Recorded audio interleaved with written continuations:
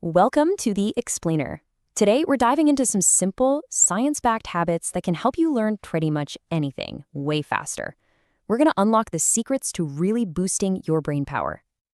So, have you ever been there, staring at a page, trying to learn something new, and it just feels like you're stuck in slow motion? That feeling of, why can't I just get this already? We've all been there. And hey, you're not alone in feeling that way.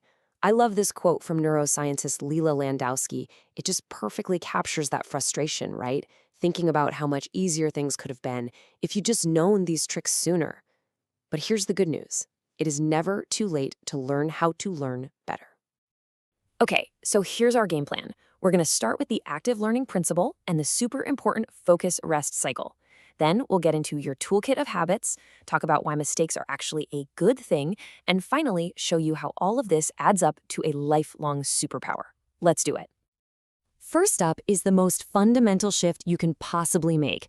It's all about flipping your brain's on switch for active learning. This means going from just passively consuming information to actively creating knowledge. Brain coach Jim Kwik puts it perfectly. Learning is not a spectator sport. Think about it. You wouldn't expect to get in shape just by watching other people play sports, right? Well, your brain works the exact same way. You've got to get in the game to really learn. And here's where you can really see the difference. Passive learning is all about input. Watching a video, listening to a podcast. But active learning? That's all about output. Creating things, doing things, trying to teach someone else. That is where the real magic happens for your memory. And this isn't just some nice idea, it's actual biology. It's a concept called neuroplasticity, which basically means our brains are physically designed to change and rewire themselves based on what we do. So when you're actively learning, you are literally building a new, stronger brain. All right, next up, let's talk about your brain's operating system for learning. It turns out it's a crucial two-part process that neuroscientists call the focus-rest cycle. Neuroscientist Andrew Huberman has done some amazing work on this. We tend to think learning is all about that intense, heads-down focus. But what he's found is that the actual rewiring, the part where the information really sticks, that happens after the hard work, when you let yourself rest. So here's how it works. When you're intensely focused, your brain releases a chemical that's basically like a highlighter pen marking the specific brain circuits that need to change. Then, when you rest or sleep, your brain goes back, finds those highlighted marks, and strengthens those connections. That's how you form long-term memories. So, how can you actually use this? Well, try focusing in 90-minute chunks. And seriously, avoid multitasking. One really cool micro-habit is to just take a random 10-second break where you do nothing. Just stare at a wall. It gives your brain a chance to do a quick replay. After a learning session, a quick 20-minute nap can work wonders. But really, nothing beats a full night's sleep for locking in what you've learned.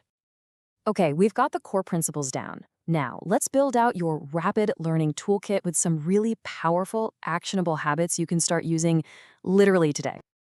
This 6R framework from Jim Kwik is just fantastic. It's a simple system. You start by reading, but actively. Then you reflect to make it mean something to you. You record it in your own words, then relate it, maybe by teaching it to someone. You retrieve it from memory without looking at your notes. And finally, you review it over time. It's a complete package. Here's another way to look at it, which shifts the focus from just input to output. So after you learn something with 100% focus, the real work starts. You need to reflect on how you're going to use it, then actually implement it, and finally share it with someone else. Most of your time should actually be spent on those last 3 things. And here are a few more quick-fire brain hacks for you.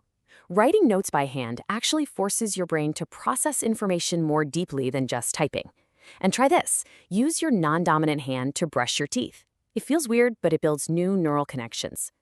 Even a short bit of exercise before you study can boost your focus for hours. Simple stuff, but so effective. Now, we're on to what might just be the most important piece of this whole puzzle, your mindset. Because you can have all the techniques in the world, but if you're afraid of making mistakes, you're not going to get very far. This is such a game-changing way to think about it. A mistake isn't a failure, it's a biological trigger. That oops feeling you get when you realize you're wrong, that literally signals your brain that it's time to pay attention and make a change. It's a direct invitation for growth. So that little jolt of anxiety you feel when you mess up, that's not a stop sign. That's your brain's alarm system screaming, hey, pay attention. This is the moment to get better. The key is to lean into that feeling instead of running away from it. And this all ties into the big idea of having a growth mindset. It's the belief that your intelligence isn't some fixed thing you're born with. People who learn fast see a tough problem not as a threat, but as a cool opportunity to expand their skills. This mindset is really the fuel for all the other habits we've talked about. Okay, let's bring it all home. You now understand the core principles, you have a toolkit of habits, and you know the right mindset. This isn't just about cramming for a test. This is about building a genuine, lifelong superpower. And if there's one thing to take away, it's this. The people who seem to just get it all the time, they weren't necessarily born with different brains. They've just figured out how to use their brains more effectively. It's not about being smarter, it's about learning smarter. So, you now hold the keys. You've got the science-backed framework to learn anything more efficiently, whether it's a new language, a musical instrument, or a new skill for your career. The only real question left is, what are you going to master next?